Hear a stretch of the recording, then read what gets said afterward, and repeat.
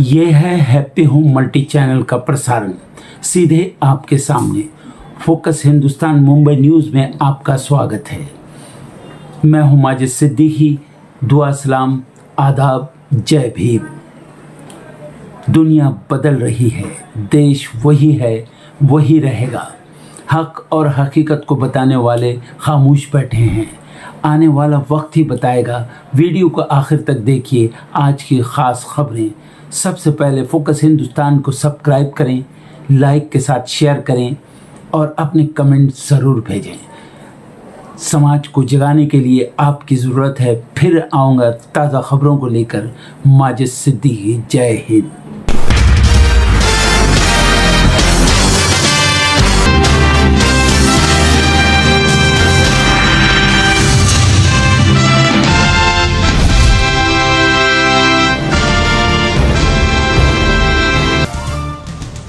चुनाव से पहले सीएम ममता बनर्जी का बड़ा ऐलान। बोली, आज से युवा साथियों के खाते में जाएगा पैसा। पहले 1 अप्रैल से खाते में जानी थी राशि। एलपीजी सिलेंडरों की कीमतों में बढ़ोतरी। घरेलू सिलेंडर 60 रुपए और कमर्शियल सिलेंडर 115 रुपए हुआ महंगा। कांग्रेस बोली, जनता पर महंगाई का हंटर चला रही है सरकार।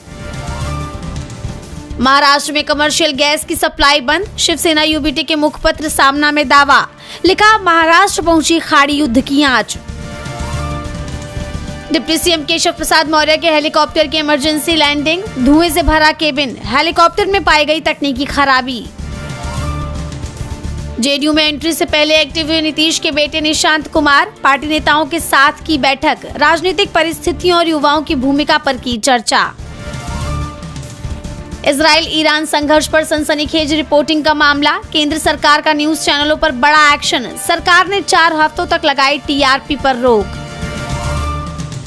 लोकसभा अध्यक्ष ओम बिरला की कुर्सी को लेकर विपक्ष ने तेज की घेराबंदी। ममता बनर्जी की टीएमसी ने भी प्रस्ताव को दिया समर्थन। 9 मार्च को होगा बिरला के भविष्य का फैसला। चुनाव आयोग के बंगाल दौरे से पहले सियासी संग्राम। अभिषेक बनर्जी ने मुख्य चुनाव आयुक्त को लिखी चिट्ठी। वोटर लिस्ट में धांधली और सप्लीमेंट्री लिस्ट की गोपनीयता पर उठाए सवाल। केरल दौरे पर विपक्ष के नेता Rahul Gandhi. Thiruvananthapuram K techno park में आईटी प्रोफेशनल से किया संवाद। इडुक्की के कुट्टिकनम में चाय बागान मजदूरों से मिलकर जानी उनकी समस्याएं। गुरमीत राम रहीम को राहत। पत्रकार रामचंद्र छत्रपति की जान लेने के केस में हुए दोषमुक्त। पंजाब एवं हरियाणा हाईकोर्ट ने किया बरी। अमेरिका के वित्त मंत्री स्कॉट बेसेंट का बड़ा बयान। कहा, आज रात ईरान पर होगा सबसे बड़ा हमला। मिसाइल लॉन्चर फैक्ट्रियां करेंगे तबाह। ईरान का एक युद्धपोत आयरिस 11 अभी भारत में मौजूद। 183 नौसैनिक हैं सवार। तकनीकी खराबी के बाद मांगी मदद। 4 मार्च को पहुंचा था कोच्चि। अमेरिका की ऑपरेशन एपिक फ्यूरी हुई तेज। अमेरिका ने ईरान के 3000 ठिकानों पर बरपाया कहर। 28 फरवरी से शुरू हुई है जंग। पाकिस्तान में ईरान युद्ध का असर। 55 रुपए बढ़ गए पेट्रोल डीजल के दाम। बढ़े हुए दाम 7 मार्च को आधी रात के बाद होंगे लागू। नेपाल में बनेगी जेएनजी की सरकार। प्रचंड जीत की ओर बढ़ रही है बालेन शाह की आरएसपी। 9 मार्च तक पूरी हो सकती है मतगणना। अमेरिका के एआई कंपनियों के लिए नए नियम तैयार। सरकार को देना होगा किसी भी वैध उपयोग का अधिकार। एआई सेवाओं की खरीद प्रक्रिया को सुरक्षित बनाना है इसका मकसद। ऑनलाइन फ्रॉड के शिकार ग्राहकों को अब मिलेगा 25,000 रुपए तक का मुआवजा। आरबीआई ने जारी किया नियमों का मसौदा। 1 जुलाई 2026 से लागू होंगे नए नियम। प्लेयर ऑफ द टूर्नामेंट बन सकते हैं संजू सैमसन। आईसीसी ने 8 खिलाड़ियों के साथ किया शॉर्टलिस्ट। 8 मार्च को भारत न्यूजीलैंड के बीच है फाइनल मुकाबला। फिल्म धुरंधर 2 का ट्रेलर हुआ रिलीज। डबल रोल में दिखा रणवीर सिंह का दमदार अंदाज। 19 मार्च को रिलीज होगी फिल्म। फिल्म फोर्स 3 में जॉन अब्राहम संग नजर आएंगे हर्षवर्धन राणे। वायरल फोटो ने मचाया तहलका। 2027 तक सिनेमाघरों में रिलीज होगी फिल्म।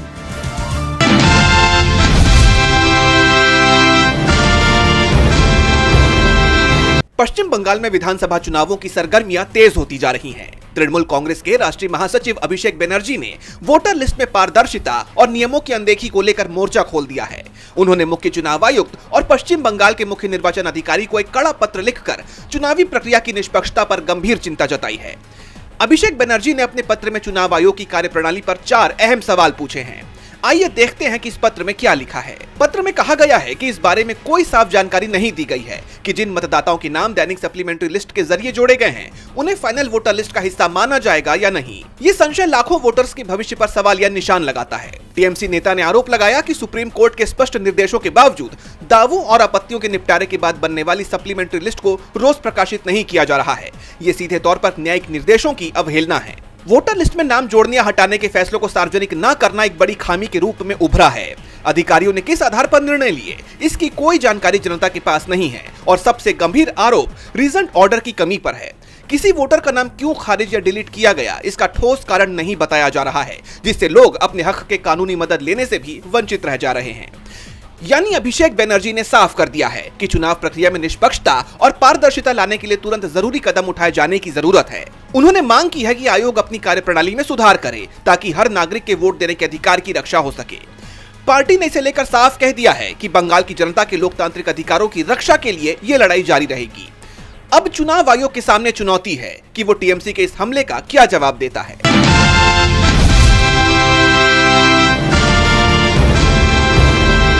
बिहार में इन दिनों सियासी माहौल गरमाया हुआ है। सीएम नीतीश कुमार के अचानक राज्यसभा जाने के फैसले ने सबको चौंका दिया है।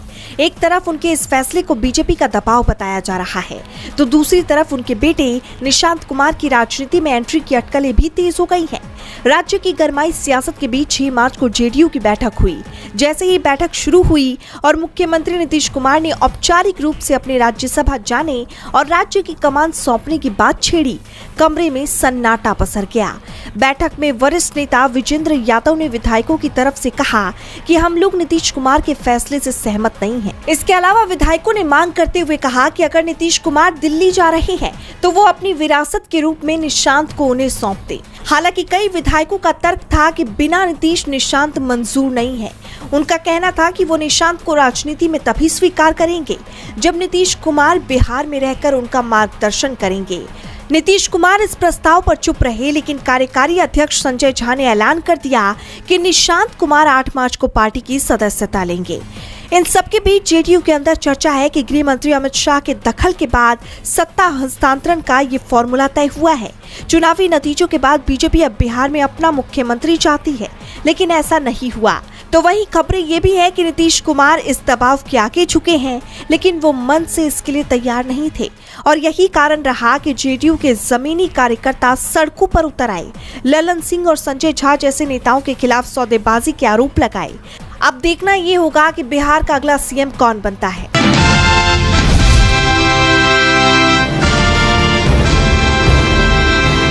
पत्नी और छोटी बेटी के भरण पोषण की जिम्मेदारी से लगातार बच रहे एक व्यक्ति को लेकर सुप्रीम कोर्ट ने कड़ा रुख अपनाया है।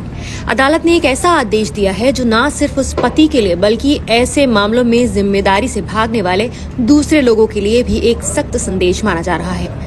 जस्टिस जेबी पारदीवाला और जस्टिस केवी विश्वनाथन की बेंच ने आदेश दिया कि उस व्यक्ति के दफ्तर को हर महीने उसकी सैलरी से 25,000 रुपए काटकर सीधे उसकी पत्नी के बैंक खाते में आरटीजीएस के जरिए भेजने होंगे।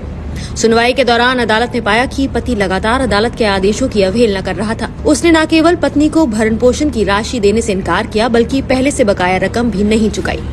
ऐसी स्थिति में सुप्रीम कोर्ट ने कहा कि अब उसके पास कठोर कदम उठाने के अलावा कोई विकल्प नहीं बचा है। अदालत ने अपने आदेश में कहा, ऐसी परिस्थितियों में हमारे पास कोई और विकल्प नहीं है, इसलिए प्रतिवादी पति के नियोक्ता यानी एम्प्लॉयर को निर्देश दिया जाता है कि हर महीने 25,000 रुपए उसकी सैलरी से काटकर पत्नी के खाते में आरटीजीएस के जरिए जमा किए जाएं। सुनवाई के दौरान अदालत ने इस बात पर भी गंभीर चिंता जताई कि दंपत्ति की 4 साल की बेटी अपनी मां के साथ अकेले रह रही है और पिता ने कई सालों से बच्ची को देखा तक नहीं है। पीठ ने कहा कि ये मामला केवल पति पत्नी के विवाद का नहीं बल्कि एक मासूम बच्चे के भविष्य और भरण पोषण का भी है। रिकॉर्ड के अनुसार महिला और उसका पति 2022 से अलग रह रहे हैं। मामले में समझौते की कोशिशें भी की गई, लेकिन मीडिएशन यानी मध्यस्थता सफल नहीं हो सकी। 2024 में एक न्यायिक मजिस्ट्रेट ने पत्नी के पक्ष में अंतरिम भरण पोषण यानी इंटरिम मेंटेनेंस का आदेश भी दिया था। इसके बावजूद पति ने आदेश का पालन नहीं किया और करीब 1,38,000 रुपए का बकाया जमा हो गया। सुनवाई के दौरान पति ने हलफनामा देकर बताया कि उसकी मासिक आय 50,000 रुपए है। अदालत ने सुझाव दिया कि वो 2.5 लाख रुपए जमा कर दे, जिसमें बकाया भरण पोषण भी शामिल था, लेकिन उसने इस प्रस्ताव को भी ठुकरा दिया। इतना ही नहीं, सुप्रीम कोर्ट ने पहले ये भी निर्देश दिया था कि वो अपनी पत्नी और बेटी को सुप्रीम कोर्ट मध्यस्थता केंद्र में बुलाने के लिए 25,000 रुपए यात्रा खर्च के रूप में जमा करे, लेकिन अदालत ने पाया कि उसने ये रकम भी जमा नहीं की। पीठ ने नाराजगी जताते हुए कहा, ये दुर्भाग्यपूर्ण है कि पति ने पत्नी और नाबालिग बेटी की यात्रा खर्च के लिए भी 25,000 रुपए जमा करना जरूरी नहीं समझा। पति की लगातार अवहेलना और आदेशों को नजरअंदाज करने के बाद सुप्रीम कोर्ट ने आखिरकार ये सख्त कदम उठाया और उसके नियोक्ता को निर्देश दिया कि हर महीने 25,000 रुपए उसकी सैलरी से काटकर पत्नी के खाते में सीधे ट्रांसफर किए जाएं। कानूनी विशेषज्ञों का कहना है कि यह आदेश उन मामलों में एक मजबूत मिसाल बन सकता है जहां पति अदालत के आदेशों के बावजूद भरण पोषण देने से बचने की कोशिश करते हैं। फिलहाल आपकी इस मुद्दे और इस फैसले पर क्या राय है, हमें कमेंट करके जरूर बताएं।